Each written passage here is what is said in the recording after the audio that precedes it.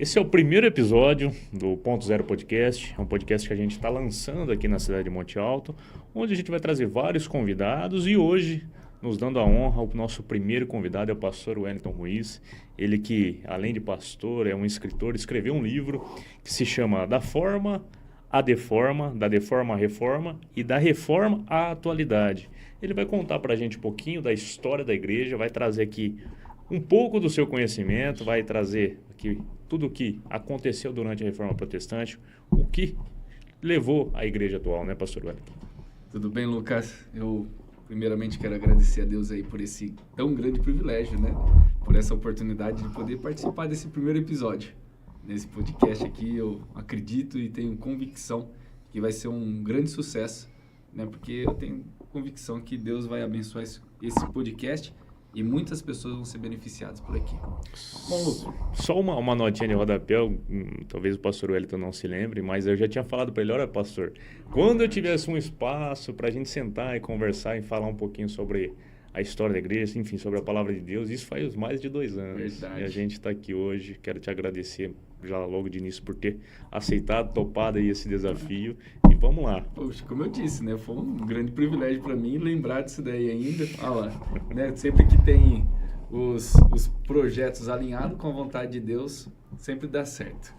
Bom, Lucas, como você disse, eu escrevi um livro, né? E esse livro aqui, ele tem uma relevância para nossos dias atuais, principalmente para o meio evangélico, né? Ao qual nós pertencemos. Uma frase que me veio à memória, que é muito importante, que tem muita ressalva, ela é dita assim: é impossível amar se eu não conhecer. Então, a história da igreja ela é extremamente importante para o povo de Deus nessa atualidade, porque se nós não conhecemos a história da nossa igreja, como nós podemos dizer que amamos ela? Né? Então, desde quando eu escrevi esse livro aqui, eu tenho isso daí na minha mente. E como eu coloco aqui na contracapa, coloco assim, ó: descobrimos que a história da igreja é linda, é maravilhosa, é empolgante, porém não é nada romântica. Aí nessa questão eu convido você a mergulhar na história da igreja e se libertar das fantasias da atualidade. Por que que eu optei em escrever isso na contracapa?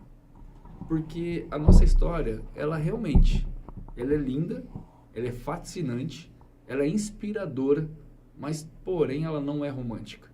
Até se você olhar na própria escritura, bem no comecinho ali, nos primórdios do cristianismo, você já vai ver já que com Jesus, com o nosso Salvador, já havia perseguições contra o povo de Deus. Já havia muitos contrapontos à doutrina da salvação, à doutrina da ressurreição. E desde aqueles primórdios, a igreja já foi bombardeada já com muitos contrapontos, né? Então, a igreja, ela teve um início já difícil. E logo, quando Jesus morre, ressuscita, ali em meados de Atos dos Apóstolos, capítulo 2, você vai descobrir, lendo ali, que a igreja, ela dá o pontapé inicial logo após o Pentecoste. Só que logo após o Pentecoste, aparentemente, a igreja teve uma leve e momentânea paz. Só que esquecendo-se da promessa e da instrução de Jesus Cristo, que ele diz lá em Atos capítulo 1, ficai em Jerusalém, até que do alto seja revestido. E depois que vocês forem revestidos, aí vocês vão sair para a Judéia, Samaria e até os confins da terra. Em Atos capítulo 2, eles são revestidos pelo poder, pela autoridade do Espírito Santo. Só que, quando eles foram revestidos, eles não saíram a anunciar o evangelho, eles ficaram parados lá em Jerusalém. Então, nesse período que eles ficaram ali, de 3, 5 anos, não tem uma data precisa, mas mais ou menos isso daí, a igreja caía na graça do povo, Deus ia acrescentando aqueles que iam de ser salvos. Só que, quando nós não cumprimos a vontade, a ordenança de Deus, Deus vai lá, mexe os botãozinhos para poder fazer a igreja se despertar e ela fazer e cumprir o propósito dele. Nesse sentido, você já vê que o início da igreja, Deus despertou Saulo de Tarso, que para nós, ele é o cara, né? O apóstolo Paulo depois, né? Exatamente. Como que ele se tornou o apóstolo Paulo? Muitas pessoas falam Sim. dele, mas algumas pessoas não sabem como que de fato ele se tornou um apóstolo. Sim. Nesse momento, a igreja ela está parada. O apóstolo Paulo, até no momento ali chamado de Saulo, ele não era cristão, ele era um religioso da sua época, ele era fariseu, um homem instruído na lei, zeloso na lei. E ele começa então a perseguir a igreja nesse momento para cumprir a lei. Ele cuidava fazer a vontade de Deus. Note que antes de ele ser o apóstolo Paulo, ele era um zeloso pela lei. E o texto de Atos dos Apóstolos, Lucas, diz que Paulo, ele suspirava como uma besta selvagem atrás dos cristãos. Paulo, em outras palavras, foi um serial killer, cara. Paulo, ele arrastou crente pelos cabelos, colocou no meio das grades. Até quando, né, o texto diz que Estevão, quando é apedrejado e morto, as vestes de Estevão é colocado aos pés de Paulo. Paulo, ele é um personagem dentro da história que, aos nossos olhos, ele era uma pessoa impossível de ser usada como foi usado. Só que, quando nós chegamos em Atos capítulo 9, nós entendemos e vimos a conversão de Saulo no seu caminho de Damasco. Na história bíblica, o próprio Senhor Jesus Cristo aparece diante de Saulo. Saulo vem, se prostra ao chão e escuta uma voz que falava em hebraico. E é interessante notar esses detalhes, né? Que falava em hebraico. E quando Saulo entende que é alguém de muita autoridade falando com ele, ele retruca falando: Senhor, quem é o Senhor que está falando comigo? Aí Jesus responde: eu sou Jesus, aquele que você me persegue. Nesse sentido, então, Saulo, ele começa, naquele momento, a ter uma lapidação na sua vida moral e na sua vida espiritual. Paulo, ele tem todo o conhecimento da Torá, ele tem uma filosofia helênica sobre os seus cuidados, ele conhece toda aquela estrutura contemporânea, porém ele não conhecia o Cristo, que ele mesmo perseguia. E Jesus diz ainda assim, ó: todas as vezes que você me perseguia, era como se eu tivesse te recalcitrando. Porque o texto bíblico diz: dura coisa é para ti recalcitrar contra os meus aguilhões. Então, em toda a perseguição de Paulo contra os cristãos, Jesus, de alguma maneira, já estava começando a moldar Paulo ali para ele se tornar o que ele se tornou. Só que não foi do dia para a noite, né? Depois que Paulo tem, então, esse encontro com Jesus, ele vai, então, para a rua direita para encontrar e fica hospedado ali. Aí depois Ananias vai até lá e chama Saulo, o perseguidor, de irmão naquele momento, batiza então Saulo, e Saulo saiu pregando para todo mundo. De maneira nenhuma. Paulo ainda teve uma trajetória ali ainda a ser seguida. Ele ficou um período que os próprios cristãos crentes da época não aceitavam ele, né? Sim. Ô, Lucas, imagine você ser um perseguidor da igreja. Aí, de repente, do nada, você chega e fala assim: não, agora eu sou cristão. E, quem apareceu para mim foi Jesus. Só que, se você ler com minúcias dentro do livro de Atos dos Apóstolos, quando Paulo está em Jerusalém, a igreja não queria Paulo lá. Alguns irmãos não queriam Paulo lá. E o próprio Jesus falou para Paulo sair de lá. Só que Paulo não saiu. Aí, o que acontece? Deus mexe todos os paus ali. Aí um sobrinho dele descobre que o império, que os judeus queriam pegar ele. Ele dá um jeito de fugir e nesse momento ele foge para a Ásia. E lá ele fica num período de 12 a 14 anos, lá na Ásia, aprendendo, moldando o seu caráter, moldando o seu conhecimento a respeito de quem é Cristo Jesus. E só depois disso que a Barnabé, um grande homem da história, lembra de Paulo, de Saulo na época, era ainda no momento, e manda então trazer Saulo para poder ajudar Barnabé nessa caminhada ali. E a partir dali que Paulo começa a aparecer com muito mais minúcias dentro da jornada cristã. Isso aí foi mais ou menos quanto tempo após a morte de Cristo? Podemos colocar aí em torno de uns 25 anos. Bem recente, né? Bem recente, bem recente. Porque ao mesmo tempo que Paulo, Jesus andava por Jerusalém, andava pela circunvizinhança de Jerusalém, Saulo estava crescendo dentro de Jerusalém, nas entranhas sendo instruído nas maiores cátedras dali daquela época, foi instruído por Gamaliel, na escola de Hillel, é muito, muito conceituado nessa questão. Então, eles têm praticamente a mesma idade. Depois, tem o período que a igreja fica inércia em Jerusalém. Depois tem a perseguição, em curto prazo. Depois, Paulo vai e fica mais 14 anos na Ásia. Então, totalizando ali em torno de 20 a 25 anos que ele fica. Para ele começar a falar assim, não, agora eu vou começar a pregar. Né? Porque até então, depois, dentro de Atos dos Apóstolos, eles estão lá numa reunião e o Espírito Santo diz para os apóstolos, apartai-vos para mim, Paulo, Barnabé e Saulo. Note que quem foi o cabeça dessa primeira viagem missionária não foi nem Paulo, foi Barnabé. Paulo foi debaixo da tutela de Barnabé. Então eles saem, faz toda aquela primeira viagem missionária e eles voltam então para Jerusalém. E lá no concílio de Jerusalém, eles mostram, né, eles argumentam e comentam ali tudo que as maravilhas de Deus que estavam ocorrendo no meio dos judeus e no meio dos gentios também. Né? Então, nessa primeira viagem missionária, Paulo fica debaixo da tutela de Barnabé. Logo já no início da segunda viagem missionária, há uma desavença entre Paulo e Barnabé, por causa do seu sobrinho Marcos. Paulo, ele falou, não, Marcos não vai com nós não, ele abandonou o barco lá atrás, eu não quero esse rapaz junto comigo não, é muito novo.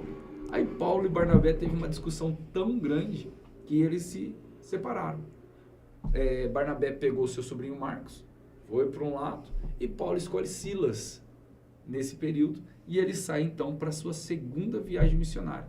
E é aí que eles vão para Filipos, aonde que eles foram encarcerados, e eles cantaram, as muralhas, né, a caverna estremeceu, as correntes caíram, e eles então saem dali daquele período. Aí eles passam por Troade, Carpo, aí passam por Bereia, Tessalônica, chegam em Atenas, e quando eles chegam em Atenas, Paulo se incomoda muito com o que está acontecendo em Atenas, porque Atenas era o berço da filosofia na época, berço da intelectualidade, porém era uma cidade muito idólatra. Chegam a dizer mais de 30 mil deuses dentro de uma cidade como Atenas. E Paulo se incomoda de tal maneira que ele começa a pregar sobre Cristo e a ressurreição. Aí se levanta ali no período, ali naquele momento, os filósofos estoicos e os epicureus, combatendo contra Paulo, dialogando com Paulo a respeito dessa nova doutrina, porque o texto bíblico diz que eles achavam que ele estava apresentando novos deuses, porque ele falava da ressurreição e de Cristo. E eles não tinham se atinado ainda que as duas coisas faziam parte de uma única personagem. Então, Paulo ele começa a conversar com eles. Então, eles pegam Paulo e levam eles ao Areópago. Eu sempre falo errado esse negócio. Mas chega lá e Paulo começa a pregar aquele sermão tão extraordinário, que é o sermão sobre o Deus desconhecido. Então, Paulo ele prega ali e dá aquele sermão extraordinário. E no final das contas, o texto bíblico diz que alguns rechaçaram, outros ficaram tanto faz, e outros poucos aceitaram ali dentro de Atenas. E aquilo ali fez Paulo refletir muito sobre o que é o Evangelho. Ele saindo dali então, aí ele vai para Corintos. Chega lá em Corintos, ele conhece Priscila e Áquila. E ele fica lá em Corintos num período ali de 1 ano e 7 meses. 1 ano e 9 meses ali, ensinando na cidade de Corintos. E logo na sua terceira viagem missionária, ou entre a sua terceira viagem missionária, ele escreve a carta aos Romanos. E nesse período, antes de escrever a carta aos Romanos, ele já tinha escrito a carta de 1 Tessalonicenses, estabelecendo a primeira carta do Novo Testamento, que é a carta de 1 Tessalonicenses. Mas nesse período aqui, olha só que girada que nós estamos dando, só sobre a vida do apóstolo Paulo, para mostrar que a história da igreja ela é fascinante e ela é pedagógica. Paulo, sendo que ele não foi do dia para a noite. Ele teve experiência acadêmica, experiência bíblica, experiência evangelística, experiência missionária, experiência escriturária, para se tornar a pessoa que ele é hoje, que nós conhecemos que ele é hoje, né? Essa carreira do apóstolo Paulo não foi do dia para a noite, Foi algo estruturado. E depois, logo, a terceira viagem missionária, que Paulo volta, né, ele passa ali pela Galácia do Sul e prega tudo mais ali.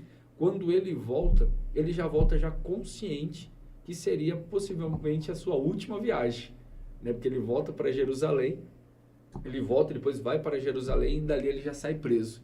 Aí preso, ele vai para Roma preso, aí tem a passagem de Malta, tem os escritos da prisão, que ele escreve Filipenses, Filemon e tudo mais ali, essas cartas. E quando então ele chega no final de Atos dos Apóstolos, o apóstolo Paulo ele está preso numa prisão domiciliar, né? Para alguns foi algo terrível, mas para ele fala que aquilo lá foi o cuidado de Deus, porque por conta das suas prisões, o evangelho estava sendo pregado pela guarda pretoriana, e a guarda pretoriana possivelmente estava enviando as cartas de Paulo, porque uma vez perto de Paulo era evangelizado, conhecia Cristo e trabalhava para o reino. Então, esse primeiro momento, o apóstolo Paulo foi um baluarte e um estopim aí para o alavancamento da igreja do primeiro século. O senhor parou falando sobre a trajetória do apóstolo Paulo, enfim, e a gente vai ter que entrar agora na igreja do primeiro século. Como que foi a construção da igreja, a história da igreja? Depois da morte do apóstolo Paulo, e a história diz que o apóstolo Pedro morreu também na mesma pegada, que até agora nós só falamos do apóstolo Paulo, né? Só que nós esquecemos que teve um colégio apostólico. E todos esses apóstolos não ficaram de braços cruzados. Todos eles se disseminaram, foram para todos os lados ali naquela região. Ásia Menor, Ásia Maior, foram ali para as províncias, e a igreja começou a ter uma proliferação ali. Contudo, no ano 65, o Nero, né, ele bota fogo em Roma. E ali começou, então, uma grande perseguição contra os cristãos, porque ele bota fogo em Roma e coloca a culpa nos cristãos, falando que foram os cristãos que incendiaram a Roma. E 12 dos 14 bairros da cidade foi totalmente devastado, e os dois únicos bairros que não tiveram dano eram bairros com muita população de cristãos e judeus. Então isso daí foi um álibi perfeito então para acusar esse povo de botar fogo em Roma. Então, perseguição em cima dos cristãos, em cima dos judeus. Nesse período, é o período conhecido como período apostólico, ainda quando os apóstolos estão vivos e martirizados. Depois desse período, Paulo e Pedro já não tinham mais influência viva, mas agora a influência pelas cartas, né? E até chegar então no ano de número 100, no final do primeiro século, início do segundo século.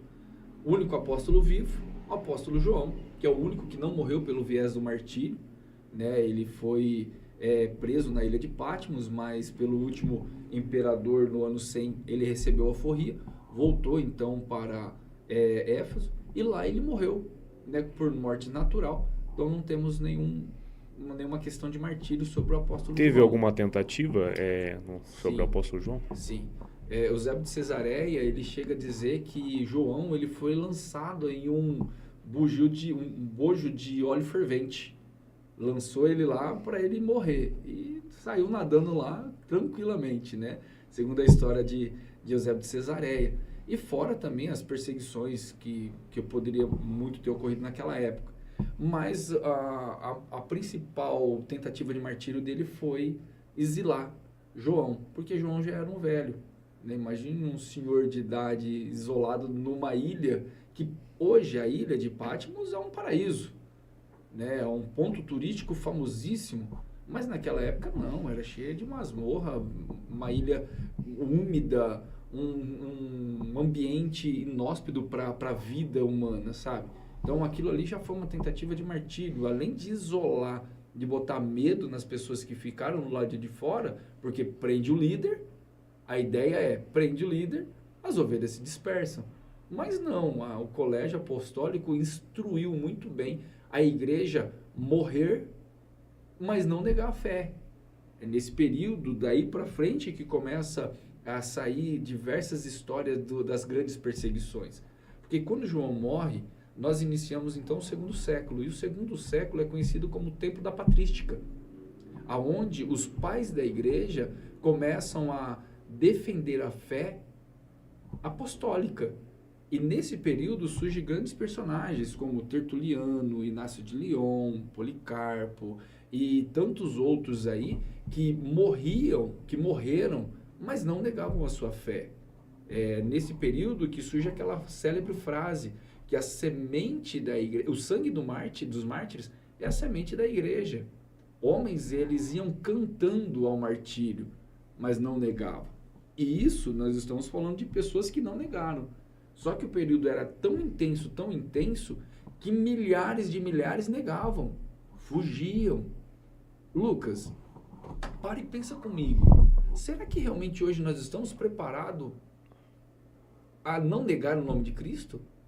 Será que realmente se explodir hoje uma perseguição, se explodir hoje uma tribulação ao ponto de termos os nossos filhos degolados na nossa frente, será que realmente nós também não negaríamos como muitos negaram naquela época? E só para que as pessoas se lembrem, né? Nenhuma dessas pessoas que estavam sendo perseguidas de fato viram Jesus, né? Porque foram 2 séculos após a morte de Cristo. Exatamente. Né? Então a mesma fé que nós deveríamos ter, elas tinham naquela época. Né? Exatamente. E é isso que Jesus disse a Tomé, né? Tomé olhou e falou assim, não, agora eu creio, porque eu toquei do seu lado e na sua mão. Jesus olhou para ele e falou assim, Tomé, você crê porque você está vendo? Mas bem-aventurados são aqueles que não viram, mas creram. E essas pessoas somos nós. Aí, o crer, Lucas, é aí que entra uma questão muito grande. Porque o crer hoje, na nossa atualidade, é muito fácil dizer que eu creio. Mas será que realmente eu creio? Será que eu entendo o que é ser cristão? Será que eu entendo realmente o que é martírio? Porque ficai em Jerusalém até que do alto seja revestido de poder. Aí serão as minhas testemunhas. Porque a palavra testemunha ali não é essa testemunha que nós temos hoje de cartório, né? O cara vai casar, não, eu sou testemunha de cartório. Não, a palavra ali é martírio. É morrer pela minha fé. É eu morrer por algo doido. Porque assim, eu morrer por algo que eu conheço, legal. Mas será que eu estou pronto para morrer por uma ressurreição? Será que eu creio na ressurreição de Cristo Jesus? Porque assim, não, eu creio na ressurreição de Jesus. Não, legal, mas crer na ressurreição de Jesus, quando você para pensar, você fala, poxa, é loucura, cara. Isso daí é uma doidura. Eu nunca vi Jesus. Eu tô pronto a dar minha vida por algo que me disseram. Pera lá, será que realmente eu estou pronto a morrer pela minha fé? E aí que entra aquela primeira frase. Como eu posso dizer que eu amo sendo que eu não conheço? O próprio Jesus disse, não é palavra minha, vai ler lá que você vai ver que Jesus está dizendo isso. Antes de me seguir, faça as contas para ver se você vai dar conta. Porque me seguir é ser taxado de louco. É ser taxado de doido mesmo, cara. E Paulo disse, se Cristo não ressuscitou, vã é a nossa fé e vã é a nossa pregação. Então note que no primeiro século, isso daí era loucura demais. Porque os gregos falavam, pera lá, como assim que o corpo é bom?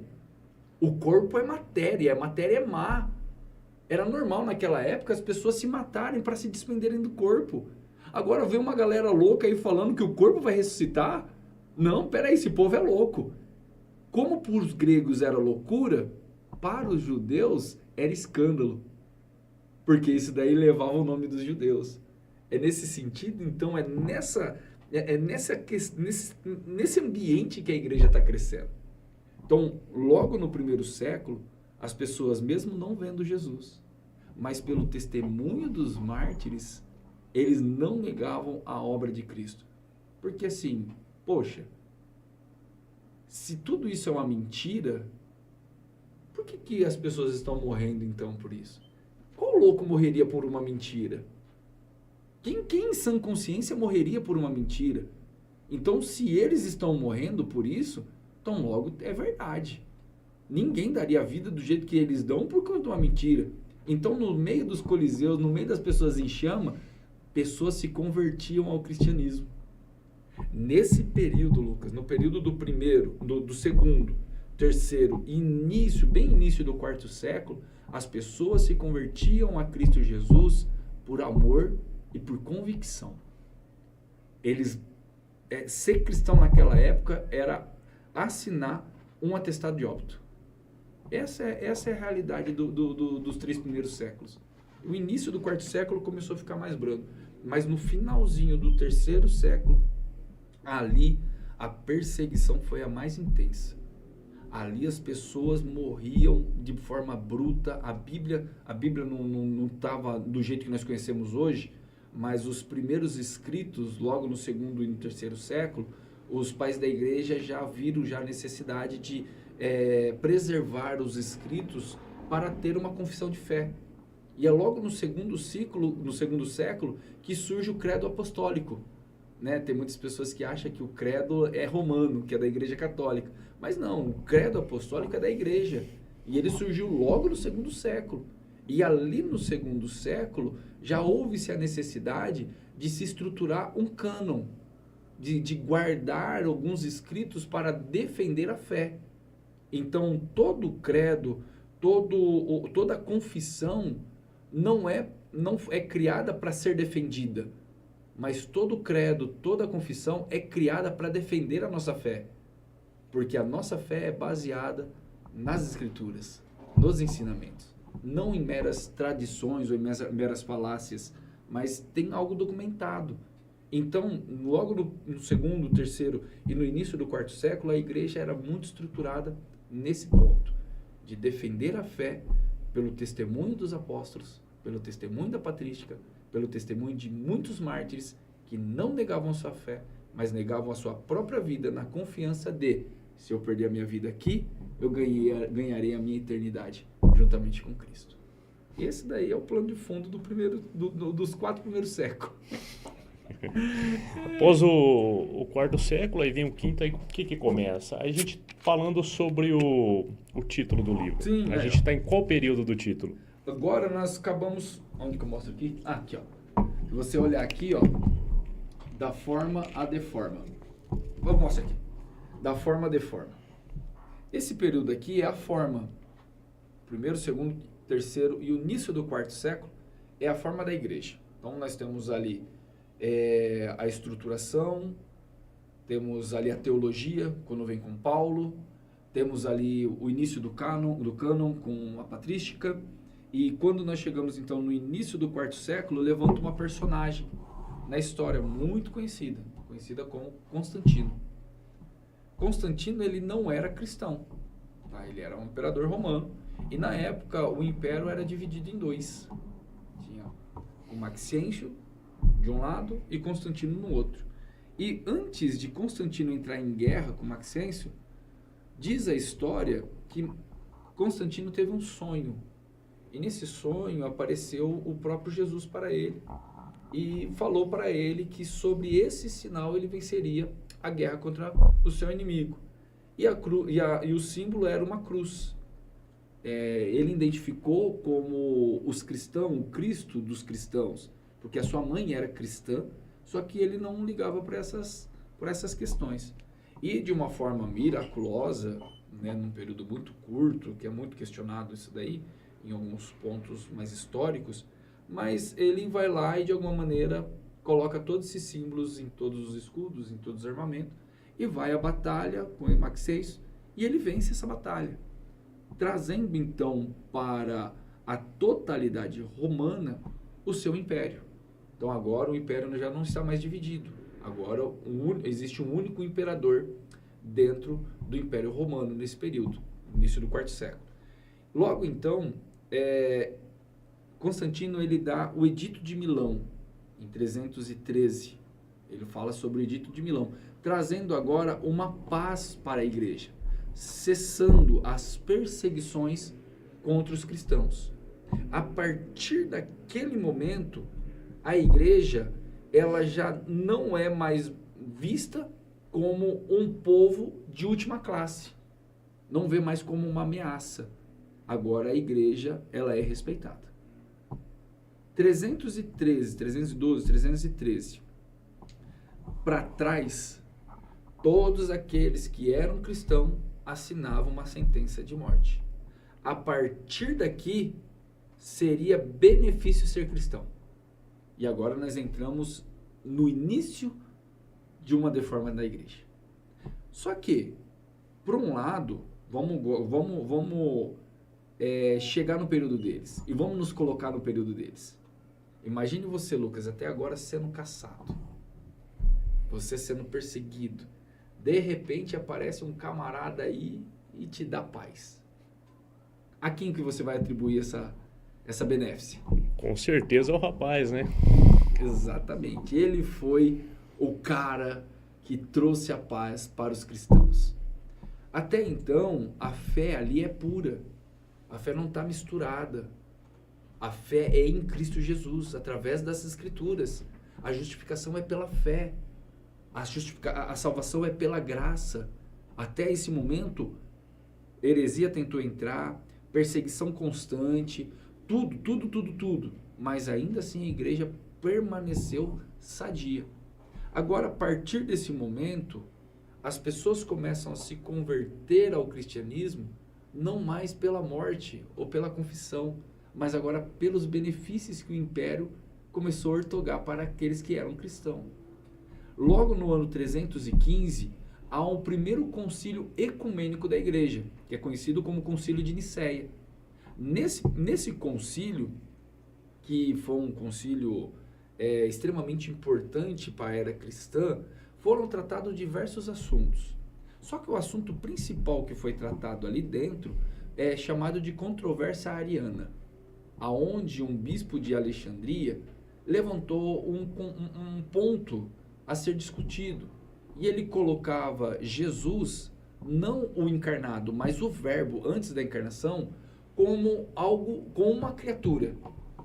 Ele falava que Jesus é o mais sublime de toda a criação. Só que Jesus não era Deus. Sendo que, se o Logos, o Cristo, não é Deus, então a igreja peca porque adora ele e adora a criatura. Então isso daí foi uma controvérsia, um conflito muito grande ali dentro.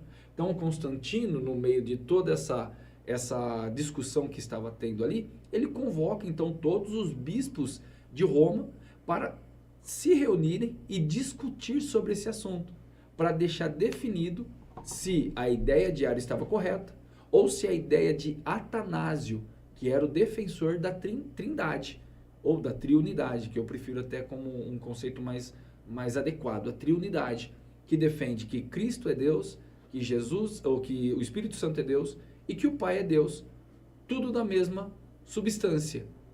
São Deus, não são deuses, mas é Deus trino, da mesma essência, consubstancial. Então, em resumo, nesse concílio, foi então estabelecido que o arianismo era uma seita, foi renegado, e se estabeleceu no Império Romano a trindade, a triunidade do Pai, do Filho e do Espírito Santo. E nesse concílio se estabeleceu a segunda forma do credo apostólico, só que agora é um credo niceno. Une os elementos do credo apostólico com alguns acréscimos no credo nicênico, que é apropriado agora pela Igreja Romana. Só que ainda nesse período a Igreja ela é católica, só que ela não é romana. Por quê? Nós temos que fazer essa diferenciação. A Igreja em si, ela é universal, porque a palavra católica ela significa universal. Só que, assim como hoje existe Igreja Assembleia de Deus, Igreja Presbiteriana, Igreja Batista, definindo qual é o tipo de segmento, naquele período não tinha diversas igrejas, existia uma única igreja, um único povo. Então a igreja ela era católica. Só que a partir do ano 380, que foi no concílio de Tessalônica, ali naquele concílio se estabelece que a igreja, que a religião oficial do Império Romano é o cristianismo, dando então ali oficialmente o Estado como romano. Então a igreja ela começa a ser chamada de Igreja Católica Romana, estabelecendo então esse princípio. E a partir desse momento, do ano 380, início do 5º século, que agora a igreja ela começa a degringolar. Ela começa a entrar num período muito ferrenho de deforma. E aí que o bicho pega. Porque aquilo que tinha se estruturado como uma forma, tinha se consolidado até o 3º século. No início do 4º século, começa a ter controvérsias e começa a se infiltrar elementos pagãos. Porque as pessoas agora ela começam a se converter pela conveniência e as pessoas começam a se batizar simplesmente porque estava tendo benefícios do império. Porque agora todo aquele que era cristão tinha seus bens que tinham sido confiscados devolvidos.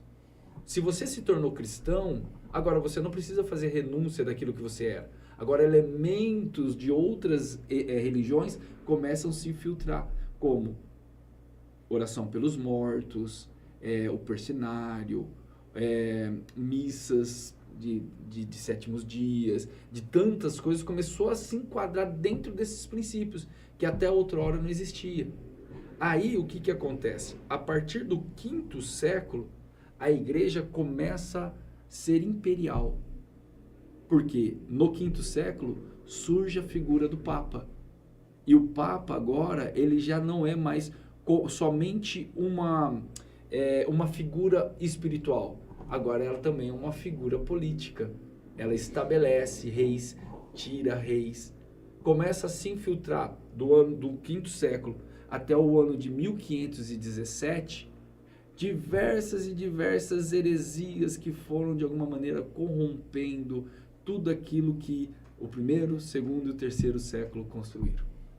Assim, se nós formos detalhar tudo o que foi acontecendo dentro dessa estrutura eclesiológica, nós ficaríamos aqui uns par de hora, porque é muitas coisas, sabe?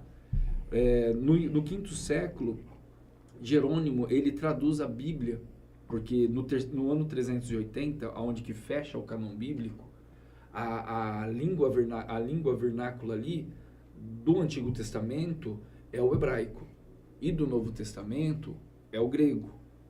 No ano 300, no início do 5º século, 415, 420, a Bíblia ali, ela ganha a sua primeira tradução total, a sua primeira tradução do geral, tanto do Antigo quanto do Novo Testamento.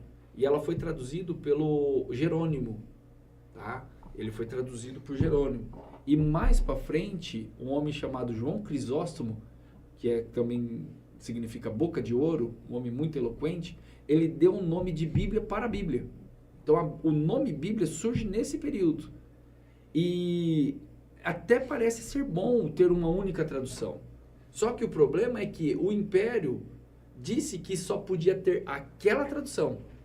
E a partir daquele momento, as missas eram só rezadas ou conduzida em latim.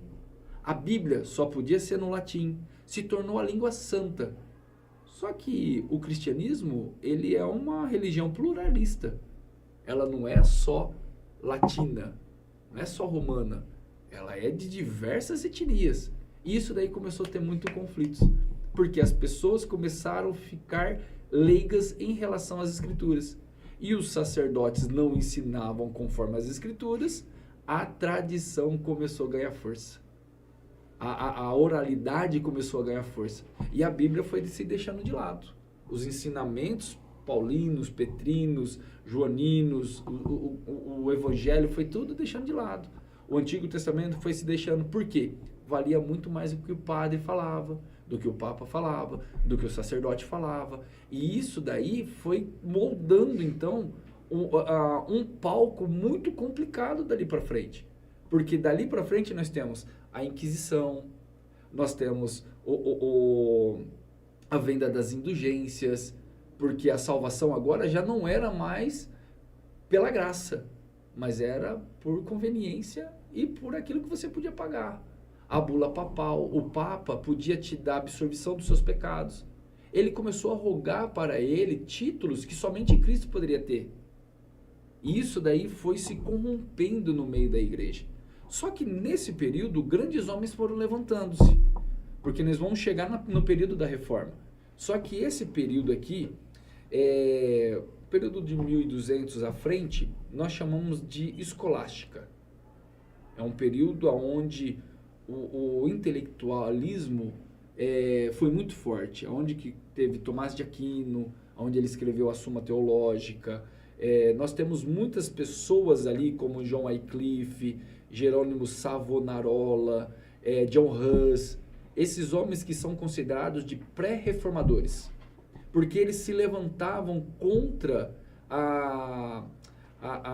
o imperialismo romano, mostrando de alguma maneira que tudo aquilo que estava sendo construído feria as escrituras, feria os testemunhos do primeiro século. Então, era muito normal nesse período criar-se imagens de qualquer coisa. E veneravam-se aquilo lá. Começou a se venerar madeira, se venerar cruz, se venerar personagens. Só para você ter noção, naquele período, eles vendiam lasquinhas e falavam que aquelas lasquinhas eram da cruz de Cristo. Pós a reforma, Erasmo de Roterdã, ele diz o seguinte: se nós juntássemos todas as lasquinhas da cruz de Cristo, dava para montar uma arca de Noé. Você tem noção? Que a venda foi grande, né? Foi grande o negócio ali. Imagine você. Chego aqui agora e falo assim: Lucas, o que tem nessa garrafinha aqui é a água lá da montanha que Jesus pregou. E você não conhece as escrituras, você está num contexto onde aquilo ali é verdade. As pessoas compravam de balde aquilo ali.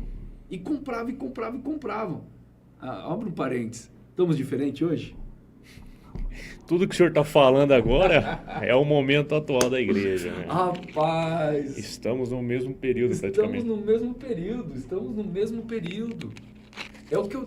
Tem uma frase que atribui a Shakespeare, eu não sei se é dele mesmo, mas é uma frase que diz assim: quem não conhece o passado, comete os mesmos erros no futuro. Na contracapa eu coloco aqui, ó, eu convido você a mergulhar nos fatos da história e se libertar das fantasias da atualidade. Uma outra frase, né? É muito engraçada essa, de um professor meu, professor Alexandre Cordeiro. Ele falava assim, ele me chamava de Frei, né? Frei agostiniano ainda, da ordem de Agostinho. Ele falava assim: ô Frei, o cachorro é o mesmo, só troca a coleira, só a coleira que muda, mas a roupagem é a mesma, é tudo a mesma coisa. Aí, nesse período, a obscuridade era tão grande, que quando nós chegamos no estupim da Reforma Protestante, surge uma personagem chamada John Tetzel. Ele é enviado pelo Papa Leão X. Eles estavam construindo a Basílica de São Pedro, que nós conhecemos hoje, aquele monumento lá fantástico. Meu Deus, que arquitetura aquilo lá. Eu sonho em conhecer aquilo lá, eu amo esse tipo de arquitetura. E eles estavam construindo nesse período. Então, John Tetzel, ele foi um emissário de Leão X, e ele vendia as indulgências, vendia o perdão. E John Tetzel, ele montava nas suas obras teatrais aquela ideia do inferno, das pessoas sendo lançadas no inferno, e aquelas pessoas que estavam sendo condenadas, e Satanás como um bicho com 2 chifres, com um rabo e um tridente na mão, querendo espetar as pessoas. Tudo isso veio desse período. O diabo, ele não é um bicho vermelho com 2 chifres, com um tridente na mão, com um rabo querendo espetar crente. Ele não tem nada a ver com essa figura. A Bíblia relata ele como um anjo de luz, um ser angelical, que, se possível fosse, transfigura em anjo de luz para poder enganar as pessoas. Então, essa imagem de um ser demoníaco como o diabo, isso daí é coisa de Idade Média, não é bíblico. A Bíblia não difere Satanás desse jeito. Fala que ele vem com um sapatinho de algodão no meio dos crentes, vestido a roupa de crente, falando que nem crente, para poder enganar. Então, essa figura ali cinematográfica vem desse período. John Tetzel, ele foi expert. E é dele aquela tão famosa frase: que quando uma moeda caía no fundo do gasofilasto, uma alma se desprendia do purgatório e ia ao seio de Cristo Jesus. Tudo isso para quê? Para arrecadar dinheiro. Ele estava lá, pegava, e aí a bula papal era um documento que dependendo do valor que você pagava, você livrava uma alma do purgatório, você reduzia o dano aos seus próprios pecados, e dependendo da quantia que você desse, você já tinha perdão total. Você podia andar do jeito que você queria, porque a hora que você morresse, você já ia para o céu. Então, esse daí é o cenário da reforma. É o estupim. Até que John Tetzel vai lá na cidade de Lutero e começa a pregar lá na cidade de Lutero. Aí Lutero fica pé da vida, né? Porque tem coisa errada aí. E Lutero, um monge agustiniano, da ordem dos agustinianos, ele era um homem muito religioso também. Ele era um homem muito religioso. Ele era igual Saulo de Tarso. Ele só não matava. Mas ele era igual Saulo de Tarso. Ele se punia toda hora. Ele queria fazer sacrilégio. Assim, a história dele é fantástica. Antes do seu encontro com Deus no seu caminho de Damasco, ele era muito religioso, muito religioso. Diz a história que o padre, que ele ia lá se confessar, falava assim: ô Lutero, quando realmente você tiver um pecado de verdade, você volta, porque eu não aguento mais essas suas confissões. Ele se confessava por causa de qualquer coisa, se autoflagelava, fazia muita coisa. Só que Lutero teve um momento que ele se encontrou com as Sagradas Escrituras. E lá em Romanos, capítulo 1, versículo 18, ele se deparou com aquele texto, que o justo viverá pela fé. E sabe onde que ele estava quando ele leu isso daí? Estudando a palavra de Deus, lendo a Bíblia. E ele se deparou com esse texto. E quando ele se deparou com esse texto, ele teve uma ideia assim, tipo, pera lá, tudo que a gente faz hoje tá equivocado. Tá equivocado. Aí o que que Lutero fez? Continuou a vida normal. Não mexeu em nada ainda. Até que um dia ele foi convidado a ir para Roma. E quando ele estava na cidade de Roma, tem uma escadaria, né, para chegar até lá, ele estava subindo aquelas escadarias de joelho. Até que veio uma voz nítida e vibrante no seu ouvido, dizendo assim: o justo viverá pela fé. Os biógrafos dele dizem que ele levantou daquele momento, e a partir daquele momento ele nunca mais foi a mesma pessoa. Foi quando então ele volta para os seus afazeres, e ele então elabora as suas 95 teses.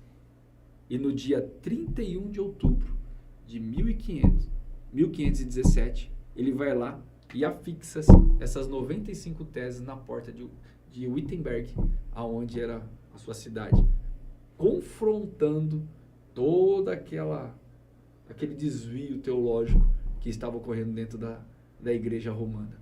Em 1517, o Brasil foi descoberto em 1500, né? Então, assim, dá para ver quanto a nossa história do nosso país é nova, né? É nova. Depois desse período, o que houve? Então, aí nesse período de 1517, foi no dia 31, assim, foi algo arquitetado de Lutero. Por que foi no dia 31 de outubro? Que dia que é dia 1º de novembro? Dia de todos os homens, não é? De todos os santos. Porque é dia de todos os santos.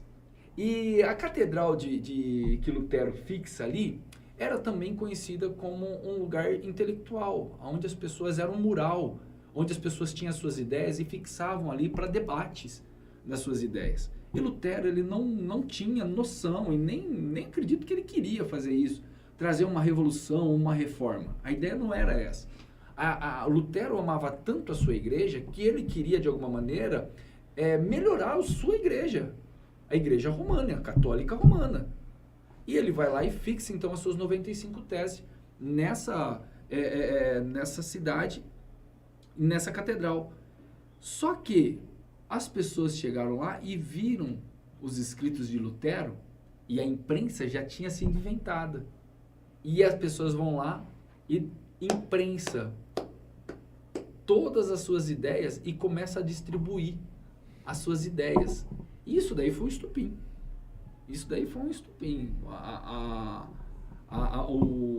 O prelo, né? A imprensa inventada por Gutenberg é como se fosse a internet para nós hoje. Colocou ali na internet e já alastrou. Aquilo lá foi a mesma coisa. Por quê? Porque existiam muitas pessoas que não estavam contentes com o que estava acontecendo. Porque a igreja tomava conta da ciência, a igreja tomava conta da questão monetária, tomava conta do império, tomava conta da religião, tomava conta até da vida eterna. Muitas pessoas não queriam mais aquilo. E quando então caiu nos países circunvizinhos, isso daí aflorou uma oportunidade para muitos. Então, nesse período aí, começa-se então o período da Reforma Protestante. Porque as pessoas, muitos, viram que Lutero queria reformar sua igreja, mas outras pessoas viram a oportunidade de se desvincular da igreja romana e começar então uma igreja que resgatava os princípios. Note o nome, Reforma. O que é reforma? Reforma é trazer de volta aquilo que tinha uma forma. Aquilo que se descaracterizou. Então, a reforma é o princípio de trazer de novo aquilo que já foi. Aonde nós temos grandes homens ali, Lutero, Zwinglio, John Knox, William Tyndale. Esses homens são considerados homens reformadores. Por quê? Nós temos contemporâneo ali Lutero, nós temos Calvino, nós temos Martin Bruce, William Tyndale. Essas 4 pessoas aqui são pessoas contemporâneas. E o que elas têm em comum? A palavra de Deus. Por isso que a primeira sola, sabe o que é a solas? Não. A reforma foi sintetizada em 5 pontos, primordial. Sola as Escrituras, sola fé, sola gratia, solos Cristo e sola a Deus dai glória. Somente as Escrituras, somente a fé, somente Cristo, somente a graça, somente Cristo e somente a Deus dai glória. Esses 5 pontos são os 5 pontos que combatiam contra os principais desvios que estavam vindo durante o século. Lutero, ele traduz a Bíblia para o alemão. Calvino, ele dá a estrutura teológica para a igreja, para a nova igreja. Nós temos John Knox, que ele era um homem fenomenal que traduziu a Bíblia para o inglês. Só que antes dele tem Auriculo Zwinglio e nós temos, como chama o outro nome que eu falei? Acabei de falar. É muito nome, gente. Também não consegui guardar tanto nome, não. Nós temos aqui William Tyndale. William Tyndale, ele é tão importante na história que a tradução da Bíblia dele foi tão extraordinária, porque lembra que a Bíblia só era numa única língua, no latim. E todos aqueles que tiravam a Bíblia do latim eram considerados hereges, eram mortos. Savonarola foi morto por causa disso. Joe Hus foi morto por causa disso. Wycliffe tentou traduzir a Bíblia e foi morto por causa disso. Porque eles queriam trazer a Bíblia na língua do povo. E a igreja não deixava. Então, William Tyndale, ele é considerado, ele é reconhecido também como contrabandista de Bíblia. Porque ele traduziu a Bíblia para o inglês e distribuía o Novo Testamento para as pessoas do arado. Porque ele traduziu para o inglês e lia a Bíblia no inglês. Então as pessoas começaram a ser libertas do imperialismo, do encoleramento do império. E William Tyndale, a tradução dele foi tão extraordinária que a base da tradução dele gerou a Bíblia protestante, que é chamada da King James, a tradução King James, do rei James. A Bíblia King James é um compilato da Bíblia de William Tyndale, que é um reformador. Ele morre já, ele é pré-reformador e reformador. Ele faz essa ponte, ele é que nem o João Batista. Ele é do novo que passa por... Ele é do antigo que passa para o novo. William Tyndale é esse, ele é da pré-reforma para os reformadores. Mas, em suma, a reforma protestante ela é sistematizada nesses 5 pontos primordiais. Somente as escrituras. Por quê? Porque sem as escrituras nós não vamos conhecer o que é graça. Nós vamos ficar à mercê de tradições. Nós vamos ficar à mercê daquilo que nos mostram, daquilo que nos passam. E nem sempre aquilo que nos passam é verdade. Nem sempre o que é repetido é verdade. Então, somente as escrituras. Ela é a única fonte infalível da verdade. Nenhuma profecia tem validade se ela não tiver base nas escrituras. Esse é um ponto primordial. Somente a fé. Porque sem fé não tem como eu entender a justificação. Por quê? Agora, pois justificado pela fé, temos paz com Deus. A fé, ela é um elemento principal para entendermos o que é graça. Porque a graça, ela não é um dom, não vem de homens, ela é um dom gratuito de Deus. Pela graça, sois salvos. Isso não vem de vós, para que nenhum homem se glorie, mas vem de Deus, para que a glória seja dele. Somente Cristo. Por que somente Cristo? Porque na época já havia adoração aos santos, já havia veneração a Maria, já havia... Maria, meu Deus do céu, quem é Maria? Poxa, Maria é uma mulher extraordinária. Ela é, assim, tem que ser muito respeitada, tem que ser, é como se diz, bate continência para Maria, mas não adore ela. Porque Maria mesmo, ela mesmo fala, Jesus é o meu Salvador. E todos nós, e dentro do romanismo existe essa diferenciação entre dulia e latria. Latria é veneração, dulia é adoração. Até o catolicismo romano diz adorar somente a Deus. A veneração é como a ideia de eu... É que nem o que nós fazemos agora com os reformadores. Nós lembramos do seu trabalho, damos crédito às suas obras. Não é que veneramos no sentido de estender tapete vermelho para eles, mas nós valorizamos o trabalho deles. Então, a latria está envolvida nisso, de você venerar no sentido de um carinho, de um respeito pelo trabalho feito. Então, a Igreja Católica Romana tem essa, dentro dos seus próprios concílios, eles estabeleceram isso daí. Porém, no período, não era assim que funcionava. No papel estava, mas na moral não estava. Se idolatrava a rodo, a reviria mesmo. Então, os reformadores levantaram, não, somente Cristo é intercessor entre Deus e os homens. Somente Ele é o caminho, a verdade e a vida. E depois nós temos a principal, somente a Deus dai glória. Por quê? Porque o Papa recebia glória. O Papa, ele tinha toda essa pompa de ser literalmente o sucessor de Pedro. Ser aquele que tem a condição de perdoar pecados. E ele recebia para si a glória. E ele também, ele foi por muitos anos visto como um anticristo. Não porque ele é contra a igreja no sentido bélico ou de trabalhar contra a igreja, mas no sentido de receber a glória. Porque o anticristo não é aquele que é contra, mas o anticristo é aquele que usurpa. Então, nesse sentido, a reforma protestante também levantou uma bandeira, somente a Deus dai glória. Então, daí para frente, a igreja foi se desenvolvendo dentro da reforma. Dentro da reforma, chegamos nos momentos atuais e parece que a gente está voltando na época da reforma novamente. Exatamente. Depois desses 5 pontos, a igreja ela foi se ramificando.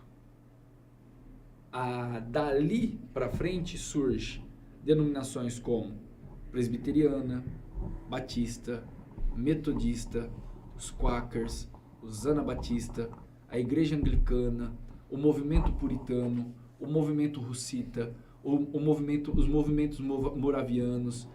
Assim, foi pluralidade. Porém, todas essas denominações, elas se unem em princípios. Quais princípios? Os 5 pontos da Reforma Protestante. Esses 5 pontos da Reforma Protestante unem todas essas denominações. Por isso que todas essas denominações se consideram cristãs.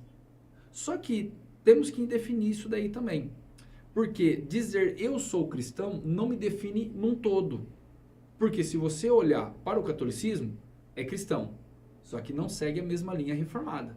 Mas eles se consideram cristão. Se você olhar para o espiritismo, eles se consideram cristão. Só que não segue nem a linha reformada e nem a linha romana. Então, eu dizer hoje sou cristão não me define. Se você olhar para a igreja presbiteriana, ela se diz cristã. Só que ela não é da mesma linha que uma Assembleia de Deus. A Assembleia de Deus, ela tem uma linha chamada pentecostal arminiana reformada. A igreja presbiteriana, ela é presbiteriana, calvinista, reformada. Já tem uma outra linha já que ela segue. Só que o que é que une ela? Os 5 pontos da reforma. Então, toda a igreja que é oriunda da Reforma Protestante, ela defende esses 5 pontos. Durante esse desenvolvimento, surgem algumas controvérsias. A mais conhecida é a controvérsia arminiana, que é conhecida como a controvérsia que deu a origem aos 5 pontos do presbiterianismo, que foi em um concílio chamado Concílio de Dortmund, né, que ali se levantou 5 pontos que os arminianos falavam que deixa eu pegar aqui para eu não falar bobeira para vocês, que são 5 pontos importantes, e esses pontos aqui, ó, que foram levantados, ó. Dentro do Sínodo de Dortmund foi levantados 5 pontos primordiais: a eleição condicional, a expiação condicional, a depravação parcial, a graça resistível e a possibilidade de perder a salvação. Esses foram 5 pontos levantados pelos arminianos. Quem são os arminianos? Os arminianos são seguidores de um teólogo chamado Jacob Arminius. Ele era um professor de teologia, calvinista, que ele é da mesma linha de Calvino, porém, ele desenvolveu alguns pontos referentes à soteriologia, à doutrina da salvação. Em 1609, Jacob Arminius morre. E em 1610, os seus seguidores, chamados de remonstrantes, levantam essas teses de Jacob Armínio e vai então até o clero holandês e mostra esses pontos, confrontando a teologia reformada. Então se estrutura então um concílio, que é o Concílio de Dortmund. Um sínode, né, na verdade, não um concílio, um sínode de Dortmund. E dentro desse sínode de Dortmund se estabelece as 5 respostas para essas 5 perguntas. Tá? Esse período levou basicamente 7 meses esse sínode. Aí veio advogado de um lado, veio doutores de outro lado, veio sacerdote de outro lado, e tudo se reunido e foram então estudar esses 5 pontos atribuídos.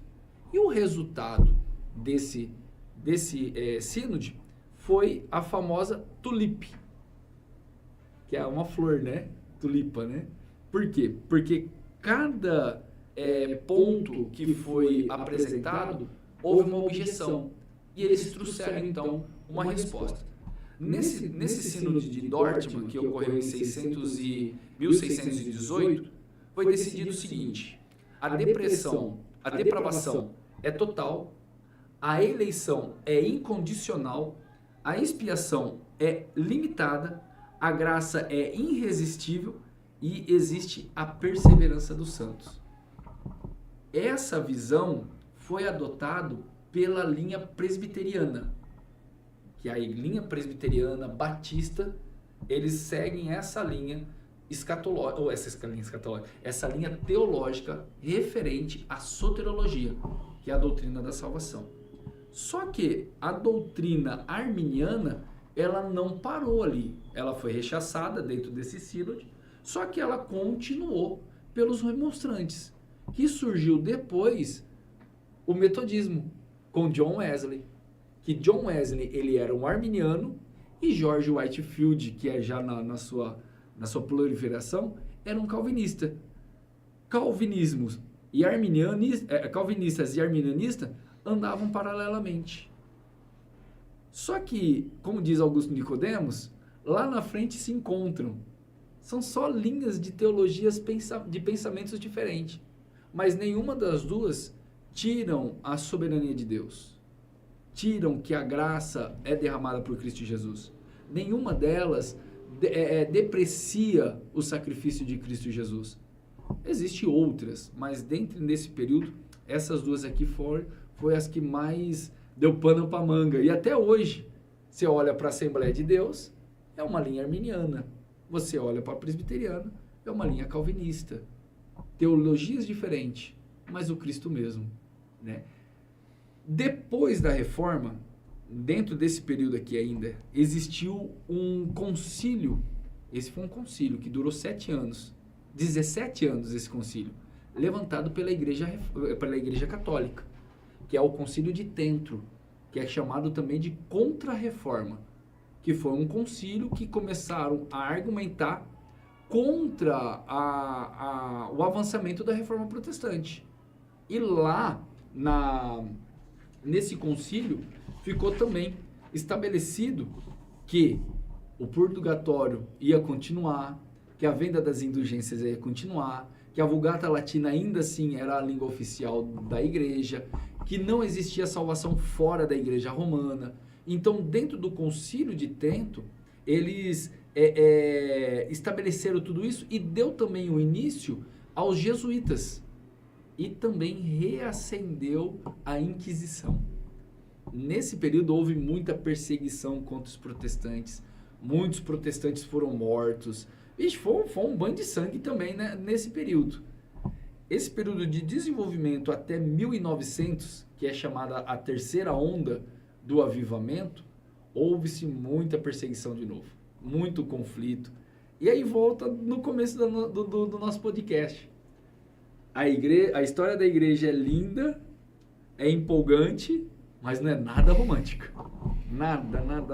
É cheio de corrupção, mas Deus sempre tem os seus arautos no meio da igreja. Sempre tem. E aí onde que nós chegamos em 1910, que é o início da nossa atualidade. Que, na sua opinião, está num período de reforma novamente ou não? Já se fala já sobre uma nova reforma, né? Aí tem o neopentecostalismo também. Sim. É uma nova vertente ou é a mesma linha, só que uma maneira diferente de se entender tudo que foi feito durante a reforma? Olha, Lucas, assim, pelas igrejas mais tradicionais, o neopentecostalismo, ele é considerado uma heresia. Ele é considerado uma heresia porque ele destoa muito do que é ser igreja. Ele volta muito ao período do estupim da reforma. Se você viu as coisas que eu estava falando, se você se comparar com isso, você vai ver que está muito semelhante. Então, existem muitos teólogos, muitas pessoas que dizem sim, que o neopentecostalismo ele já é uma ramificação de uma heresia, já é uma divisão da igreja. E muitas igrejas não consideram a tradição neopentecostal como igreja, tá? Já vê mesmo como seita mesmo. Igrejas sérias e tradicionais, como a Assembleia de Deus, Quadrangular, né, e muitas outras igrejas aí, são igrejas respeitadas. E elas mesmas levantam as bandeiras da reforma protestante, somente as escrituras, somente a graça. Apesar de ter algumas coisas infiltradas lá dentro que precisa ser combatida, porque eu vivi muito tempo nesse ambiente, eu vi isso com meus próprios olhos, né? Hoje eu estou numa tradição mais reformada, hoje eu sirvo a Deus na igreja presbiteriana, e ela é uma igreja ligada direto à reforma protestante. ainda assim tem algumas coisas que estão sendo confrontadas.